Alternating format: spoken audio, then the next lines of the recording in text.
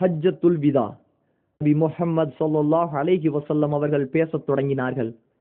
நிச்சயமாக எல்லா புகழும் அல்லாஹுவிற்கே. அவனையே நாம் புகழ்கிறோம், அவனிடமே நாம் உதவி தேடுகிறோம், அவனிடமே நாம் பாவ மன்னிப்பு கோருகிறோம்.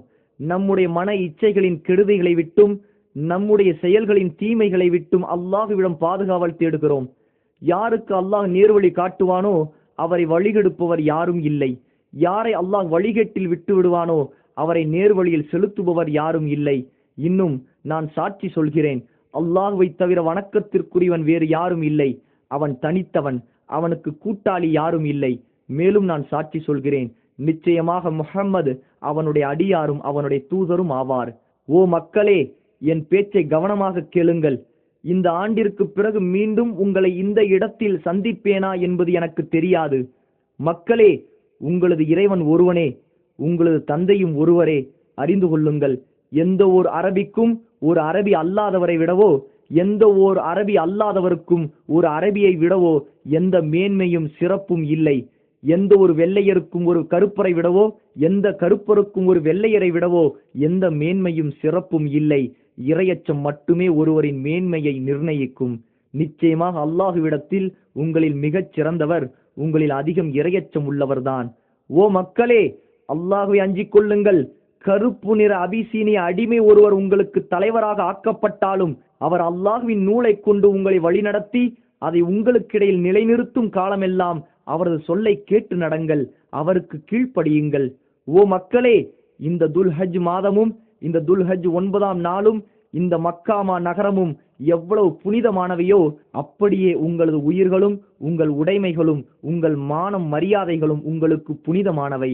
அறிந்து கொள்ளுங்கள், எனக்கு பிறகு ஒருவர் மற்றவரின் கழுத்தை வெட்டி மாய்த்து கொள்ளும் வழிகட்டவர்களாய் நிராகரிப்பாளர்களாய் மாறிவிடாதீர்கள்.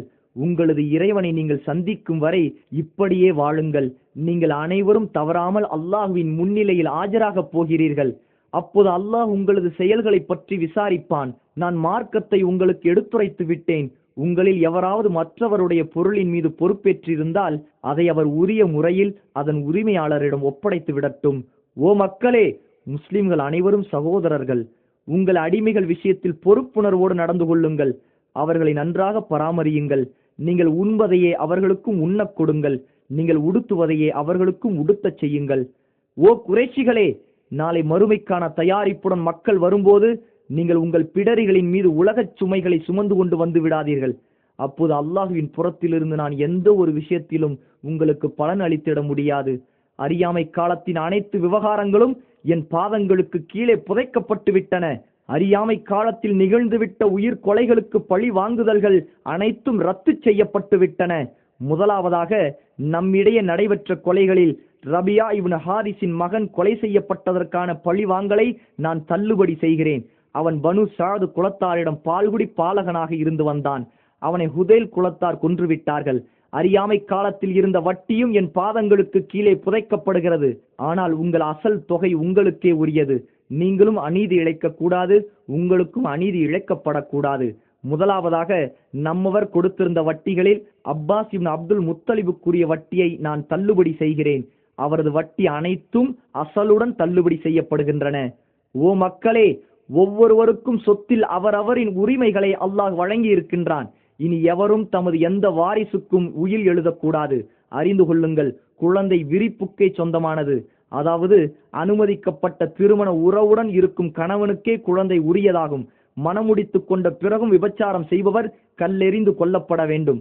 எவர் தம் தந்தை அல்லாதவரை தம்முடைய தந்தையாக அழைக்கிறாரோ, எவர் தம் எஜமானர் அல்லாதவருடன் தம்மை இணைத்துக் கொள்கிறாரோ அவர்கள் மீது அல்லாஹுடைய வானவர்களுடைய இன்னும் மக்கள் அனைவருடைய சாபமும் உண்டாகட்டும். அவர்களின் கடமையான உபரியான எந்த வணக்கமும் ஏற்றுக்கொள்ளப்படாது. ஒரு பெண் தமது கணவரின் வீட்டிலிருந்து அவரது அனுமதியின்றி எதையும் செலவு செய்யக்கூடாது. அப்போது உணவையுமா என்று கேட்கப்பட்டது. அதற்கு நபி அவர்கள், ஆம், அதுதான் நமது செல்வங்களில் மிகச் சிறந்தது என்றார்கள். இரவலாக வாங்கப்பட்ட பொருட்கள் உரியவரிடமே ஒப்படைக்கப்பட வேண்டும். பாலை கொண்டு பயன்பெற கொடுக்கப்பட்ட கால்நடைகள் அவற்றின் பயன்பாடு தீர்ந்தவுடன் அவற்றின் உரிமையாளரிடமே திருப்பிக் கொடுக்கப்பட வேண்டும். கடன்கள் நிறைவேற்றப்பட வேண்டும். இழப்பீடுகளை நிறைவேற்ற தலைவனே பொறுப்பாளன். மக்களே கவனியுங்கள், பெண்கள் விஷயத்தில் அல்லாஹ்வை அஞ்சிக் கொள்ளுங்கள். அவர்களுக்கு நன்மையே நாடுங்கள். அவர்கள் உங்களுக்கு கட்டுப்பட்டவர்கள். அல்லாஹ்வுடைய அமானிதமாக அவர்களை நீங்கள் பெற்றுள்ளீர்கள். எப்படி உங்கள் மனைவியர் மீது உங்களுக்கு உரிமைகள் இருக்கின்றனவோ அதேபோல் உங்கள் மனைவியருக்கும் உங்கள் மீது உரிமைகள் இருக்கின்றன.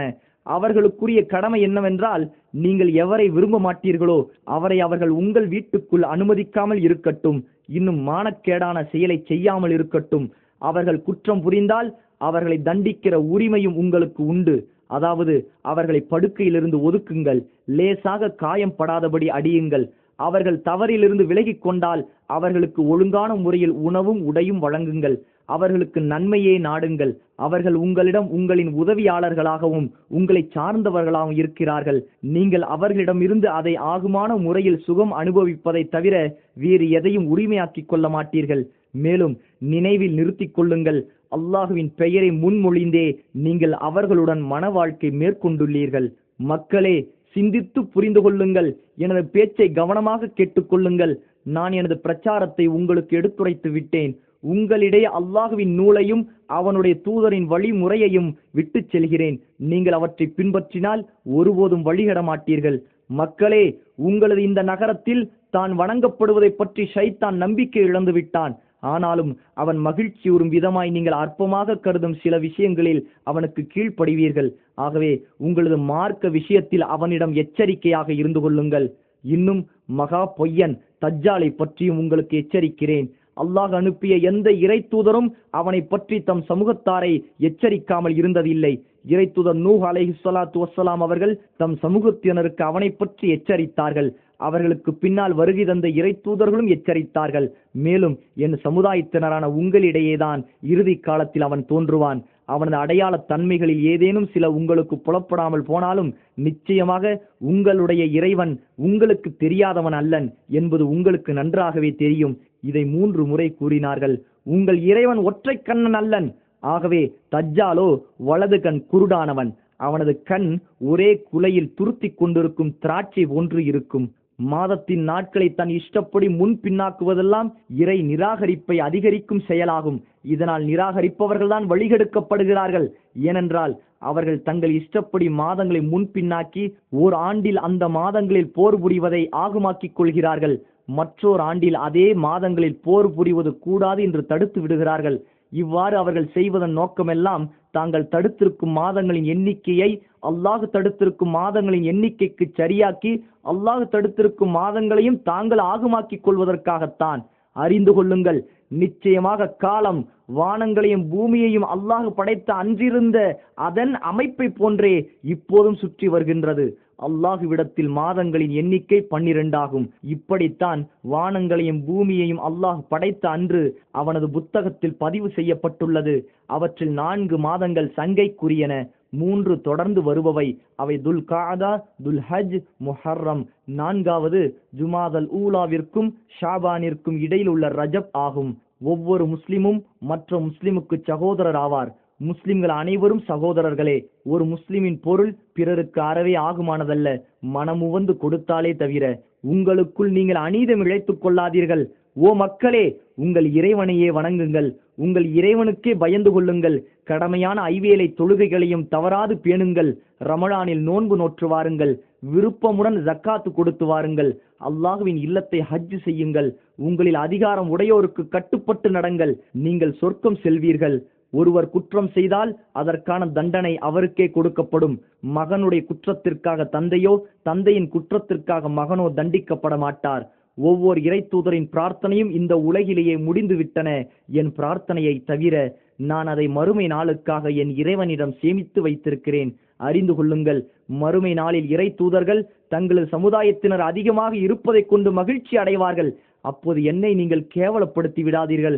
நான் உங்களுக்காக கௌசர் நீர் தடாகத்திற்கு அருகில் உட்கார்ந்திருப்பேன்.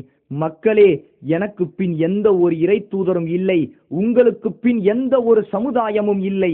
இங்கு வந்திருப்பவர்கள் வராதவர்களுக்கு இந்த மார்க்கத்தை எடுத்துச் சொல்லட்டும். விஷயம் சென்று சேருபவர்களில் சிலர் நேரடியாக கேட்பவரை விட நன்கு ஆராயும் தன்மை உடையவராக இருக்கலாம். பிறகு நபி ஸல்லல்லாஹு அலைஹி வஸல்லம் அவர்கள் மக்களை நோக்கி, மறுமை நாளில் உங்களிடம் என்னை பற்றி விசாரிக்கப்படும் போது நீங்கள் என்ன சொல்வீர்கள் என்று கேட்டார்கள். அதற்கு அந்த மக்கள், நீங்கள் மார்க்க போதனைகள் அனைத்தையும் எங்களிடம் தெரிவித்து விட்டீர்கள். உங்களது தூதுத்துவ பொறுப்பை நீங்கள் நிறைவேற்றி விட்டீர்கள். சமுதாயத்திற்கு நன்மையை நாடினீர்கள் என நாங்கள் சாட்சியம் அளிப்போம் என்றார்கள். உடனே அல்லாஹுவின் தூதர் ஸல்லல்லாஹு அலைஹி வஸல்லம் அவர்கள் தமது ஆட்காட்டி விரலை வானை நோக்கி உயர்த்தி சைகை செய்துவிட்டு அதை மக்களை நோக்கி தாழ்த்தி, இறைவா இதற்கு நீயே சாட்சி, இறைவா இதற்கு நீயே சாட்சி, இறைவா இதற்கு நீயே சாட்சி, ஹஜ்ஜத்துல் விதா நபி முஹம்மது ஸல்லல்லாஹு அலைஹி வஸல்லம் அவர்கள் பேசத் தொடங்கினார்கள்.